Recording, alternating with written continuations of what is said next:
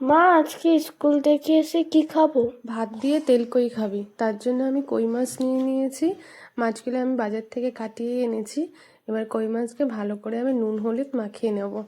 মাছগুলো একদম টাটকা, যদি কই মাছ টাটকাই হয়, কিন্তু এইটা ছোট সাইজেরই কই নিয়েছি আমি, বেশি বড় পাকা কই নিইনি, ছোট মিডিয়াম সাইজেরই আমি কই নিয়েছি।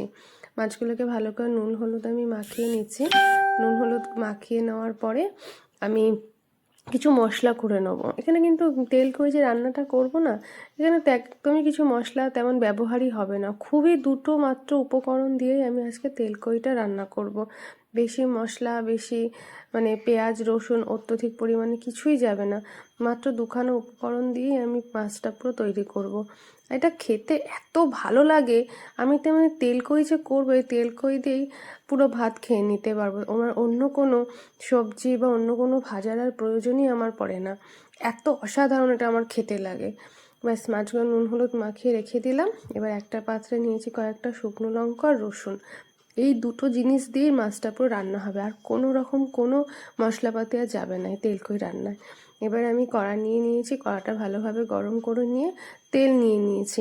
তেলটা যখন ভালোভাবে গরম হয়ে যাবে, তখন কই মাছগুলো যেগুলো নুন হলুদ মাখিয়ে রেখেছিলাম, সেই মাছগুলো আমি কড়াতে একটা একটা করে ছেড়ে দেবো। দিয়ে কই মাছগুলো ভালোভাবে ভেজে নেব। কই মাছ তো একটু ফোটে, তাই জন্য আপনারা যদি পারেন কিছু ঢাকনা দিয়েও ঢাকা নিয়ে নিতে পারেন, কারণ কই মাছ কিন্তু ফোটে। ব্যাস, এবার আমি মাছগুলো একটা একটা করে ছেড়ে দিচ্ছি। ছেড়ে মাছগুলো আমি ভালোভাবে ভেজে নেব। মাছগুলো খুব যে সাঁতলিয়ে ওঠাবো সেটাও না, আবার খুব যে কড়া করব সেটাও না, মোটামুটিভাবে ভেজে নিতে হবে। ভেজে নিয়ে একটা পাত্রে সব মাছগুলোকে আমি তুলে রেখে দিয়েছি। এবার যে তেল, যতটুকু তেল ছিল তার সাথে না আমি আরেকটু তেল অ্যাড করেছি, কারণ এটা তেল কই তো রান্নাটা তেলের ওপরেই বলতে পারেন একটু বেশ করে। আপনারা যারা তেল কম খান তারা সেটা নাও দিতে পারেন। আর দিয়ে দিয়েছি সামান্য কালো জিরে। এদিকে শুকনো লঙ্কা রসুনটা আমি পেস্ট করে নিয়েছিলাম, নিয়ে ওই তেলটার মধ্যে আমি দিয়ে দিয়েছি। দিয়ে এবার ভালোভাবে ওটাকে আমি কষাতে থাকবো। রান্নাটা কিন্তু একদমই লো আঁচে হবে, যেহেতু এখানে অন্য কোনো আর মশলা বা অন্য কোনো আর কিছু যাবে না। এবার রসুন আর শুধু শুকনো লঙ্কা বাটার ওপরই রান্নাটা হবে, তাই রান্নাটা আমি লো করে করেই করব। এটা আপনারা বাড়িতে অবশ্যই একবার ট্রাই করতে পারেন। আমার মনে হয় এটা খেতে আপনাদের খুবই ভালো লাগবে। আর যদি ভালো লেগে থাকে একটা লাইক কমেন্ট শেয়ার সাবস্ক্রাইব করে দেবেন।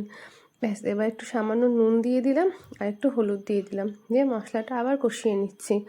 আমার না অনেক দিন ধরে ইচ্ছা হচ্ছিলো তেল কই খাবো, কিন্তু যেহেতু এটা একটু রিচ রান্না, তাই জাকিয়ে শীতটা না পড়লে না সে রিচ রান্না খেয়ে লাভ নেই, তাই শরীর আরও হিতে বিপরীত হতে পারে। এখন দেখছি ভালোই শীত পড়েছে, যেন বাজারে গিয়েই দেখি এরকম ছোটো ছোটো মাপের জ্যান্ত কই মাছ।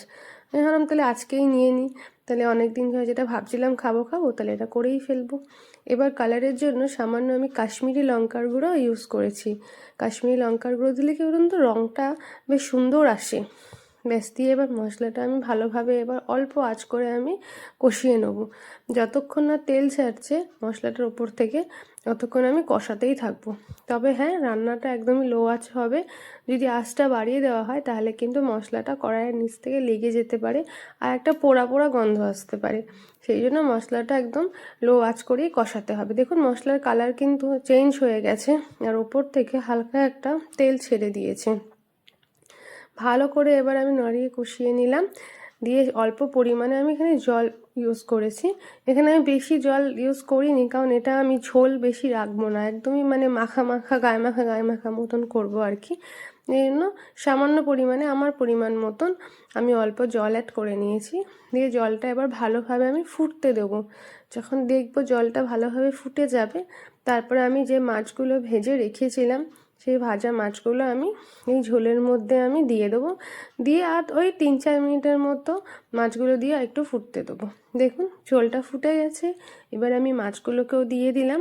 দিয়ে ভালোভাবে এবার মাছগুলোকে ওই ঝোলটার মধ্যে 3-4 মিনিটের মতন ভালোভাবে আমি ফুটতে দেবো। যখন ভালোভাবে ফুটে যাবে, তারপর সেটা আমি একটা বাটিতে নামিয়ে খাওয়ার জন্য একদম রেডি করে নেবো।